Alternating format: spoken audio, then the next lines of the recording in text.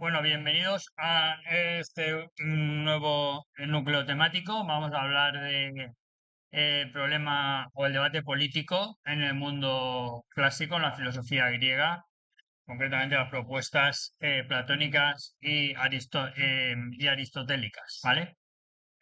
Bueno, perdonadme que esté esta vista, pero bueno, mira, no sé qué ha pasado, pero Consellería no ha actualizado la licencia con Microsoft y no puedo acceder, ¿vale?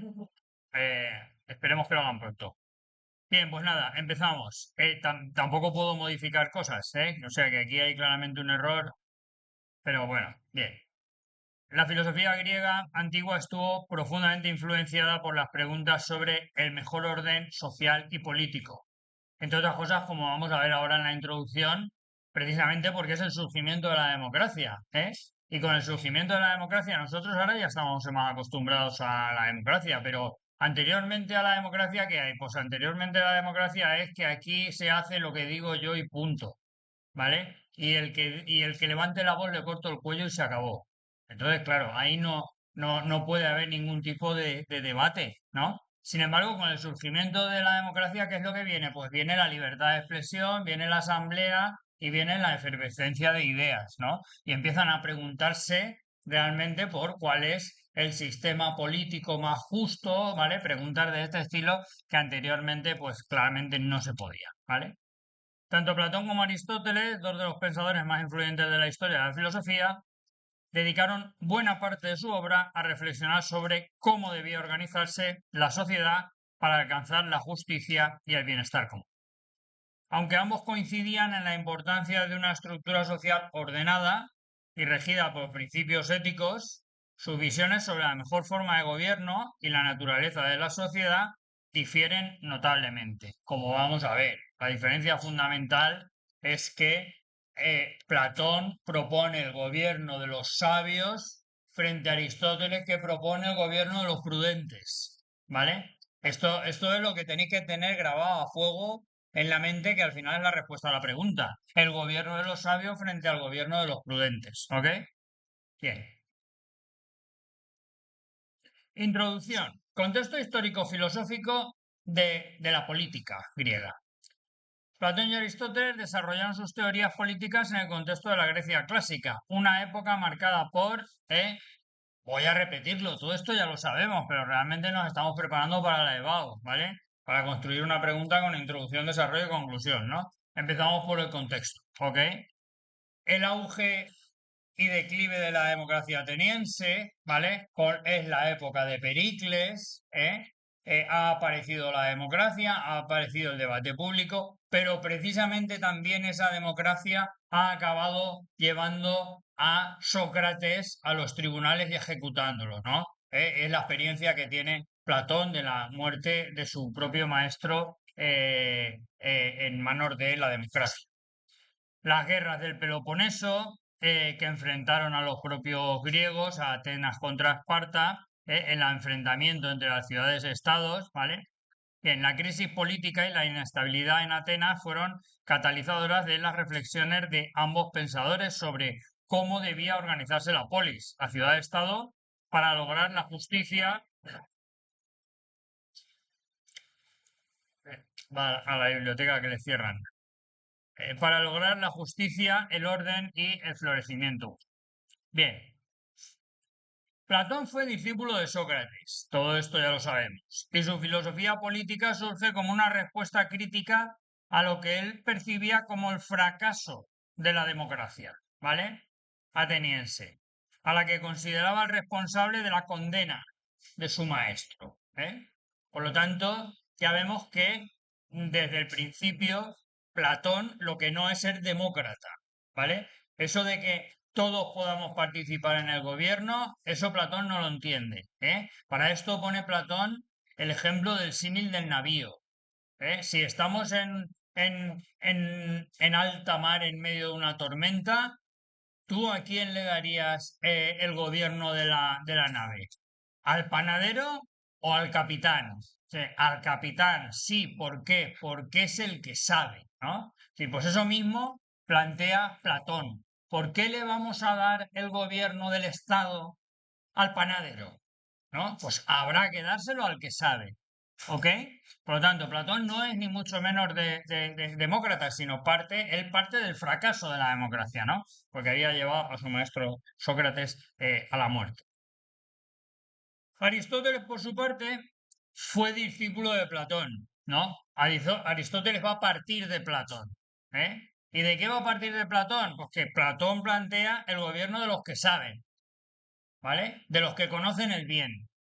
Y Aristóteles ya se va a dar cuenta de que eso de conocer el bien, pues hay veces que no se puede conocer el bien, ¿eh? Hay veces que los políticos tienen que tomar decisiones que no es que no saben cuál es la buena, es que incluso las dos son malas, ¿vale? Entonces, la característica fundamental del político ante tomar de decisiones de estas características son que sea prudente en sus decisiones, que no se vaya a los extremos, ¿ok? ¿Vale? Aristóteles parte de la filosofía de Platón para superarlo. Aristóteles fue discípulo de Platón, aunque sus ideas políticas divergen considerablemente de las de su maestro, proponiendo una visión de la política mucho más pragmática y menos idealista que la de Platón, ¿eh?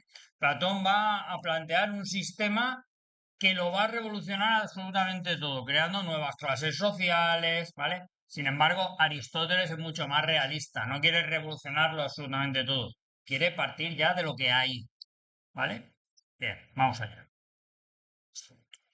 Consecuencias políticas del relativismo sofista, que es de lo que partimos siempre, tanto en ética, en antropología, en ética, en política. El relativismo sofista. ¿Qué planteaban los sofistas?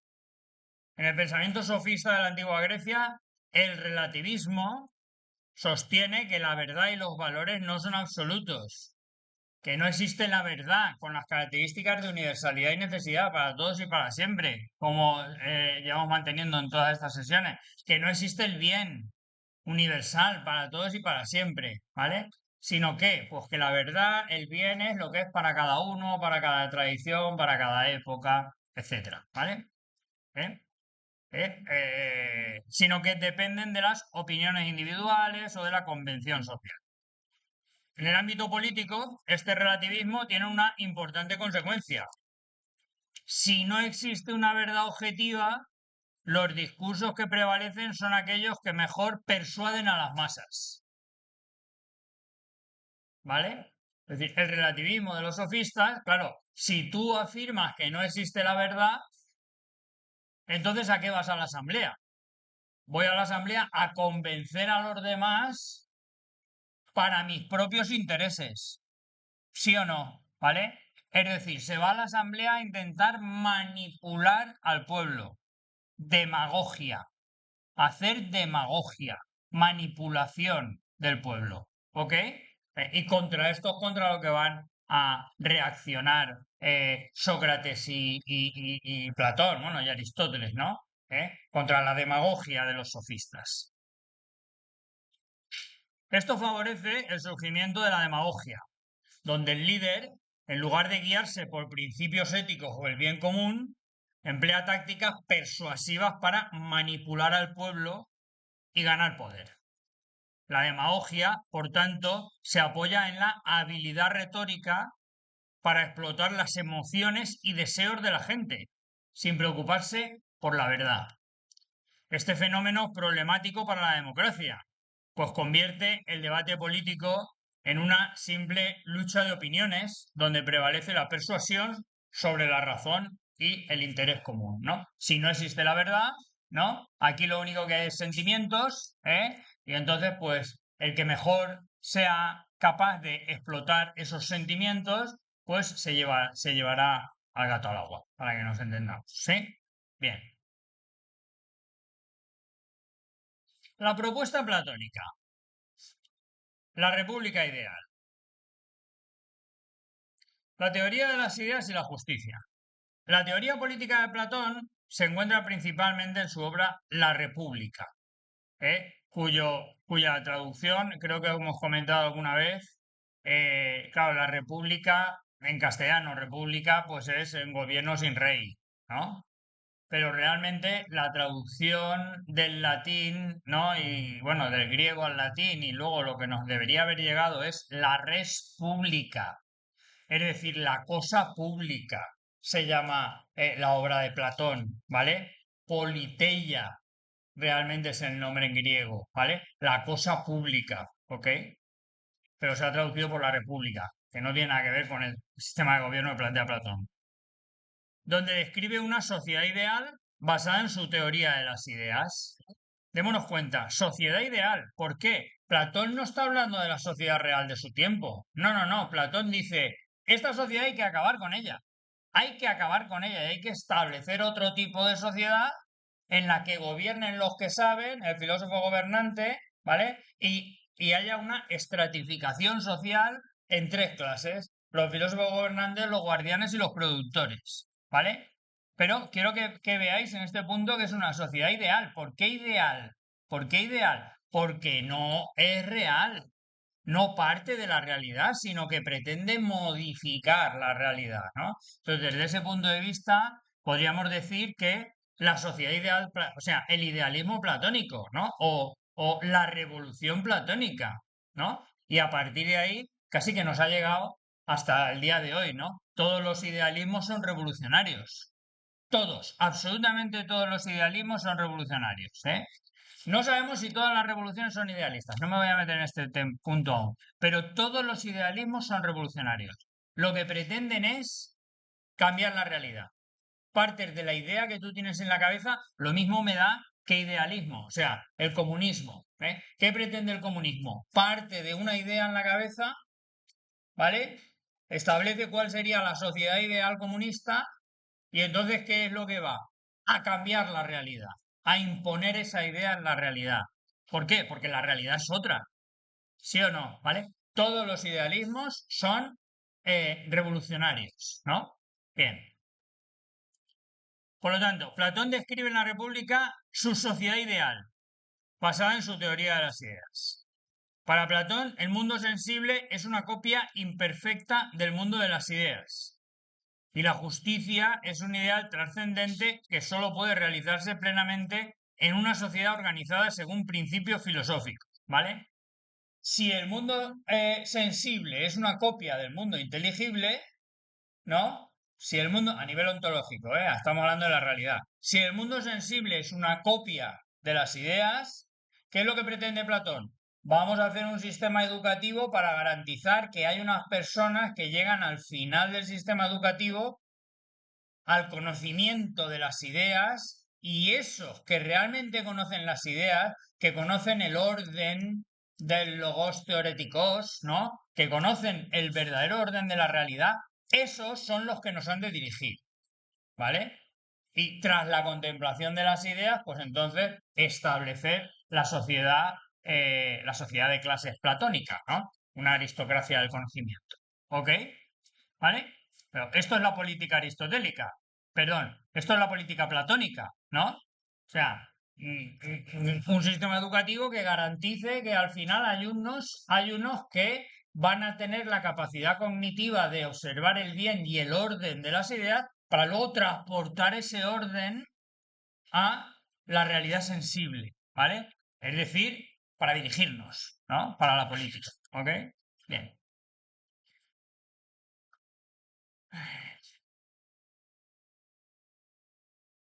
La idea de justicia en la República es central. Platón argumenta que la justicia, ¿qué era la justicia en el alma? ¿Eh? Tener un alma equilibrada, equilibrio, armonía, ¿no? Donde las tres partes del alma, cada una ejerciera su función y el alma racional dirigiera al alma irascible y al alma concupiscible. ¿Lo recordáis? ¿Sí? ¿Vale? Esto viene de la antropología y la ética. Entonces, Platón utiliza un presupuesto metafísico, como ya dijimos, igual es lo grande que lo pequeño, ¿no? Entonces, partiendo de la visión del alma humana, un alma justa cuando está en equilibrio y armonía, cada parte cumple su función y la racional dirige a las otras dos, lo transporta esto al Estado. un estado será justo el estado dividido en tres clases entre las cuales reine la armonía. Es decir, que cada uno cumpla su función para el buen funcionamiento de la sociedad en su conjunto. Es decir, que la parte racional, el filósofo gobernante, sea capaz de dirigir a guardianes y productores. ¿Sí? ¿Lo veis? Quiero que veáis cómo la antropología platónica, teoría del alma, sale la ética platónica, que es un alma justa, y se proyecta en la política platónica, ¿vale? ¿Qué es un estado justo? ¿Vale? Es lo mismo, un estado en armonía, ¿vale? Recordar esto, por favor. ¿Qué es la justicia en Platón? Armonía. Justicia igual armonía. Que cada uno cumpla su función. ¿Vale? Por favor, no nos equivoquemos con esto. ¿Y entonces los seres humanos no son libres en Platón? ¿No puede hacer uno lo que quiera? No. La libertad individual no existe en Platón. Platón lo que está diciendo es que una sociedad justa cuando cada uno cumple su función. Eso de que el que no ha querido estudiar o el panadero acabe de presidente del gobierno, ¿eh? O de presidente de una comunidad, ¿eh? Y luego viene la Ardana y pasa lo que pasa, ¿vale? Eso Platón no lo entiende. O sea, tienen que llegar ahí los que saben, ¿sí? ¿Lo hemos entendido?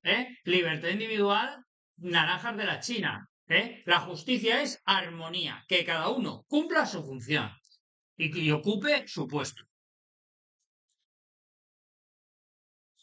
Bien, la justicia no es solo un conjunto de leyes o convenciones sociales, sino una armonía interna en la que cada individuo y cada clase en la sociedad desempeña su función, su papel adecuado. La justicia en el alma individual, que consiste en el equilibrio entre las tres partes del alma, parte racional, parte irascible y parte concupiscible, razón, ánimo y apetito, se refleja, por tanto, en la justicia en la ciudad donde cada clase social, ¿no? Filósofos, gobernantes, por debajo guardianes y por debajo productores, tiene una función específica y no interviene en las funciones de los demás, sino que cada uno cumple su función. ¿Vale? Bien. La división de la sociedad en clases en Platón. Todo esto ya lo hemos explicado, ¿eh? Así que vamos más rapidito. Platón propone una sociedad jerárquica, ¿eh? El gobierno de los aristoi, de los mejores, pero no los mejores por sangre, sino ni por dinero, sino los mejores por conocimiento. Plantea una aristocracia, una dictadura del conocimiento, ¿vale? Una aristocracia del conocimiento. Sociedad jerárquica dividida en tres clases. Los productores, en la parte de abajo, los que no quisieron ascender o no pudieron ascender en el sistema educativo, agricultores, artesanos y comerciantes, los guardianes, auxiliares, soldados, ¿vale? Que salieron de los mejores de entre los productores, los que quisieron y pudieron seguir estudiando. Y por último, los gobernantes, ¿vale? Los filósofos reyes que salieron de entre los mejores de los guardianes, aquellos que quisieron y pudieron seguir estudiando, ¿vale? Cada clase cumple una función esencial para el buen funcionamiento de la polis. Y la justicia se logra cuando cada individuo y cada clase actúa de acuerdo a su naturaleza, ¿no? ¿Por qué a su naturaleza? Bueno, pues porque los productores están ahí porque su naturaleza es el apego al mundo sensible y ellos no pudieron o no quisieron estudiar, ¿no? Pues entonces a trabajar. Cada uno tiene que actuar conforme a su naturaleza. Pero si tu naturaleza es el apego al mundo sensible, tú no puedes acabar de político. Porque si acabas de político, lo que vas a hacer, si tu naturaleza es el apego a lo sensible y acabas de político, ¿a qué vas a ir toda la política? Es una pregunta. A robar o a perseguir tu interés individual, o lo vamos a decir más finamente, ¿no? Entonces, Platón, ¿qué es lo que está intentando? Que los que lleguen a la política no tengan el apego al mundo sensible, ¿vale? Bien, no creo que haga falta yo que en estos momentos ponga ningún tipo de ejemplo en la política española, de políticos que han llegado hasta ahí a robar. Cada uno ya que busque sus ejemplos. Bien, eh, por si en el examen de la EBAU os preguntan si tiene algún tipo de relevancia, ¿no? La reflexión platónica respecto de la política actual, pues se me ocurren a mí de ejemplos, de ladrones. Bien. Los productores son responsables de satisfacer las necesidades materiales de la ciudad, como el alimento, la ropa y otros bienes. Los guardianes auxiliares protegen la ciudad de amenazas externas e internas, actuando como defensores de la justicia. Y por último, los gobernantes, educados en la filosofía y el conocimiento de las ideas, especialmente la idea del bien, son los únicos aptos para gobernar, ya que son los únicos capaces de comprender lo que es verdaderamente justo y actuar en beneficio del conjunto de la polis, porque no actuarán de manera individual, ¿vale? ¿Sí? ¿Lo hemos entendido? Bueno, aquí faltaría algo que antes estudiábamos con un poco más de profundidad, pero ahora no tenemos tiempo, pero os lo dejo caer, ¿no? Platón además pone para solucionar este problema de que los que lleguen a la política no persigan su fin individual, además Platón pone otra medida, y es que después de gobernar por turnos, cada uno cuando le toque, de los que hayan llegado al final, se les dará un sueldo de por vida, ¿vale? De alguna manera, dice él, se les garantizará que vivirán en la isla de los bienaventurados. Vale, bien. Es decir, que el Estado se encargará de su manutención, de su vivienda, de que no les falte de nada, para que se puedan dedicar ya el resto de su vida pues, a la filosofía, a la literatura y a lo que sea, ¿vale? Bien, de aquí vienen a día de hoy otra cosa que también podemos poner en la EBAU como reflexión con la actualidad, ¿no? De aquí viene, pues a día de hoy, eh, eso de que los ministros, ¿no? Cuando terminan su ministerio, o los presidentes de la comunidad, incluso si ha habido una dana, cuando terminan, pues tienen un sueldo de por vida, ¿vale? Y entonces hay gente que a veces se lo cuestiona, ¿por qué no le quitamos a los políticos el sueldo de por vida? Pues porque esto ya lo descubrió Platón, pero a día de hoy funciona igual. En los países donde los políticos no tienen un sueldo de por vida, en los países donde los políticos, cuando terminen la política, se van a ir a su casa con una mano delante y la otra detrás, o sea, en esos países solo van a robar directamente. ¿Vale? O sea, ahora, si tú les garantizas ya que no se van a tener que preocupar del dinero en toda su vida, a lo mejor no roban. O sea, tampoco lo garantizas. Tampoco lo garantizas, ¿vale? Pero está claro, la experiencia ya nos lo... Platón lo dice en teoría, pero la experiencia ya nos lo dice, ¿vale? Que si tú garantizas el poder adquisitivo de los políticos, por ejemplo, que pasa en todos los países de Europa, y la tasa de corrupción es mínima. Mínima, quiero decir, en comparación con otras zonas del planeta, ¿vale? Que no voy a entrar ahora a entrar en detalles, ¿no? No, es que los europeos son más civilizados. Dices, no, no tiene que ver con eso, tiene que ver con medidas que ahuyentan el individualismo, ¿no? Con medidas que ahuyentan que tú vayas ahí única y exclusivamente persiguiendo tus intereses. Que aún así hay gente que va a la política a perseguir sus intereses, está claro. Pero si no tomas ese otro tipo de medidas, no serían algunos, serían todos. ¿Vale? Bien. ¿Cómo garantiza esto Platón? Pues mediante el sistema educativo, ¿vale? Aquí tenemos un esquema de sistema educativo, ¿eh?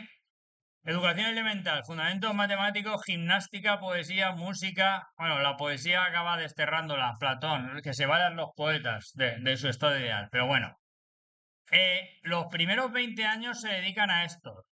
Y los que no superen esta fase, a trabajar, productores. Pero los que continúen, pues ya empiezan con ciencias matemáticas, ¿vale? Y los que no pasen de aquí, pues eh, guardianes. ¿Por qué guardianes? Al ejército.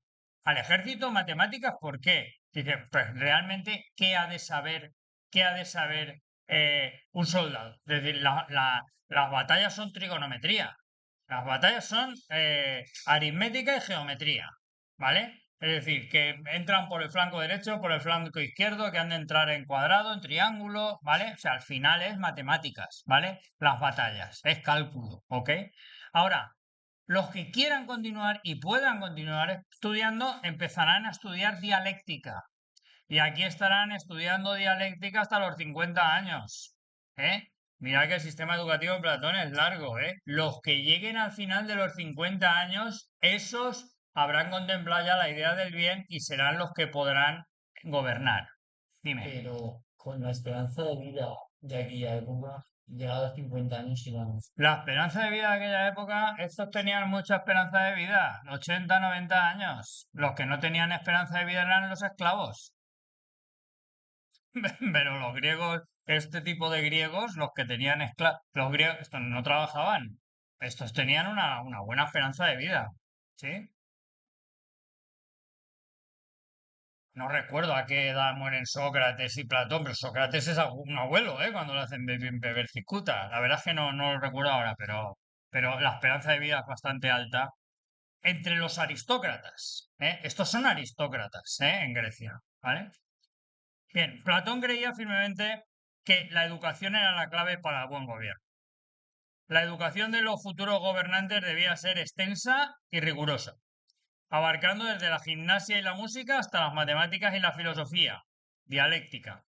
Solo aquellos que alcanzaran el conocimiento profundo de las ideas, y en especial de la idea del bien, estarían capacitados para gobernar con justicia y sabiduría. El filósofo rey, ¿vale? Figura central de Platón, el que llega al final, ¿vale? El filósofo rey es aquel que ha alcanzado la sabiduría suprema y que gobierna no por ambición personal, sino porque entiende lo que es mejor para la sociedad en su conjunto, ¿vale? Pero daos cuenta, el que gobierna no por ambición personal, ¿eh? Para Platón, para Platón, esto, eh, para Platón esto es fundamental, porque ¿qué es lo que hacen los sofistas? Los sofistas lo que defienden es el individualismo. ¿Vale? Y cada uno persigue sus propios intereses y se dedican a la demagogia, a la manipulación de la sociedad. Y frente a esto, Platón pretende unos gobernantes que no manipulen a la sociedad, sino que gobiernen porque han conocido la idea del bien, ¿vale? Para Platón, la filosofía debe ser la base del poder político, ya que solo los filósofos pueden comprender la naturaleza verdadera de la justicia y organizar la polis de manera justa. ¿Por qué? Porque son los que han llegado al final y han contemplado el orden de el logos teoréticos, el orden de las ideas y su jerarquía, y entonces lo pueden trasladar a la sociedad. El filósofo rey, figura central en esta teoría platónica, es aquel que ha alcanzado a su... Ay, ay, perdón. No, esto lo he repetido. Perdón, es que no lo puedo eliminar. Bien, el comunismo platónico. En su visión de la sociedad ideal, Platón propuso una forma de comunismo, aunque restringido a las dos clases superiores, los guardianes y los gobernantes, ¿vale? ¿Por qué decimos comunismo? ¿Eh? No comunismo en el sentido marxista, está claro, o sea, el comunismo propiamente dicho, ¿no? El manifiesto comunista aparece en 1849, no nos estamos refiriendo a eso, pero dice aquí una forma de comunismo. ¿Por qué? Porque, por ejemplo, las mujeres son en común entre los guardianes, ¿vale? Vamos a verlo con más detalle. Platón piensa, los que van a trabajar, los que van a trabajar, esos pueden tener, esos están pegados al mundo sensible, ¿vale? Pegados a los placeres. Por lo tanto, a estos se les va a permitir tener propiedad privada, se les va a permitir tener mujer, ¿no? Se les va a poder permitir que vivan como se vive, ¿no? Se vivía en la época, ¿ok?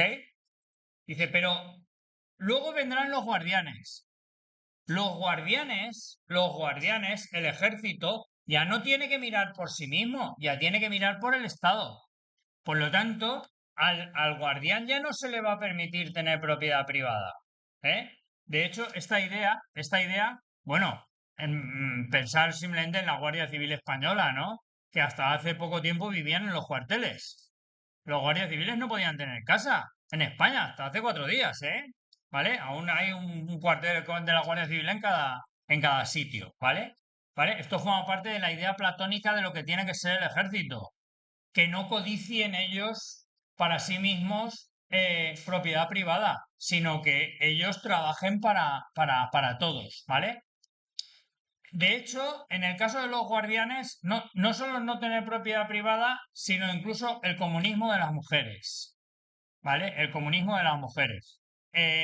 Las mujeres debían ser de todos dentro del cuartel, para que nos entendamos, ¿vale? Relaciones sexuales abiertas. Claro, ¿qué ganamos con esto?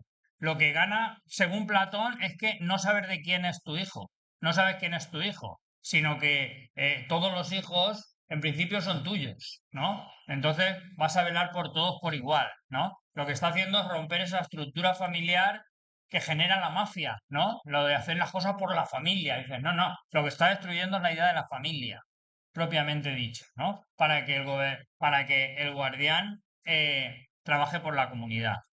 Y luego ya en el último escalón, en el filósofo gobernante, pues ese ni propiedades privadas, ni mujer, ni nada. Ese lo que tiene que hacer es gobernar y ya está. ¿Vale? Si no participan en el comunismo, Sí, uno sí puede tener propiedad privada. sí. Porque ellos no tienen que trabajar por los demás. O sea, vamos a ver, si tú le das, tú al guardián, tú al militar, ¿no? En la sociedad platónica, le das el poder. O sea, le das armas, ¿no? ¿Le das armas para qué? No para que persiga su interés particular, sino para que persiga el interés de todos, ¿no? Y entonces eso Platón piensa, ¿cómo lo vamos a hacer? Pues que no pueda tener propiedades privadas y que no tenga familia de referencia, ¿no? Y entonces, pues ya, ¿por qué iba a luchar él? No, luchará por todos, ¿vale? Pero no es el caso de los productores, ¿no? Porque el productor, ¿qué es lo que tiene que hacer? El productor lo que tiene que trabajar, lo que hacer es trabajar y ya está, ¿no? Y amontonar, ¿no? ¿Y por qué no iba a tener el propiedad privada? Y sí,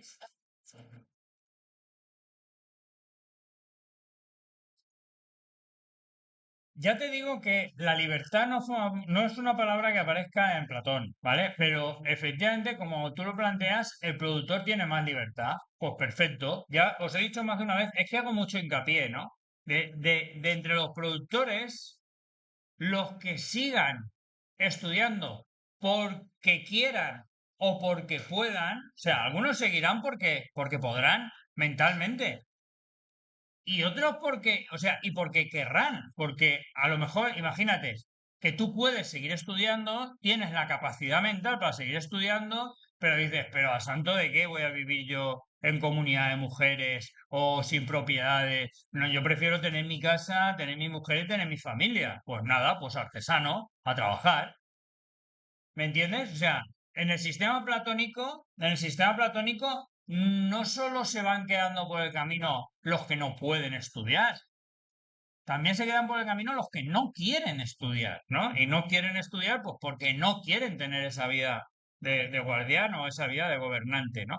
Que démonos cuenta, la vida de guardián o la vida de gobernante es una vida dura, es una vida dura, ¿no? Es que Platón también se lo plantea allí, se lo plantea así, ¿no? Que el que vaya a gobernar porque le toque, por sorteo.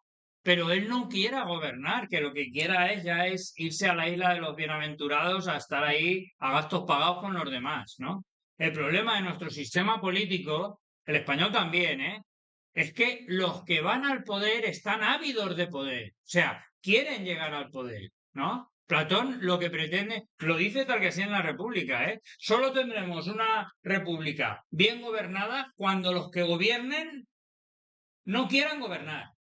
O sea, cuando los que gobiernen vayan al gobierno porque les toca, por turno, los tengamos que obligar a gobernar. En aquellas sociedades donde los políticos estén ansiosos de poder, ahí habrá corrupción. ¿Vale? Bien.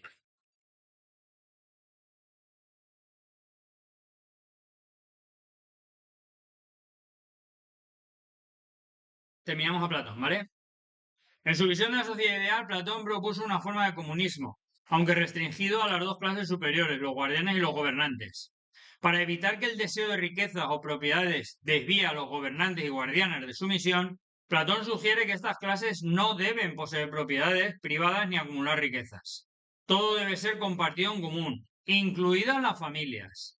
Los hijos de los guardianes y gobernantes serían criados colectivamente y no habría vínculos familiares individuales que pudieran socavar el sentido de la comunidad. Está claro, ¿no?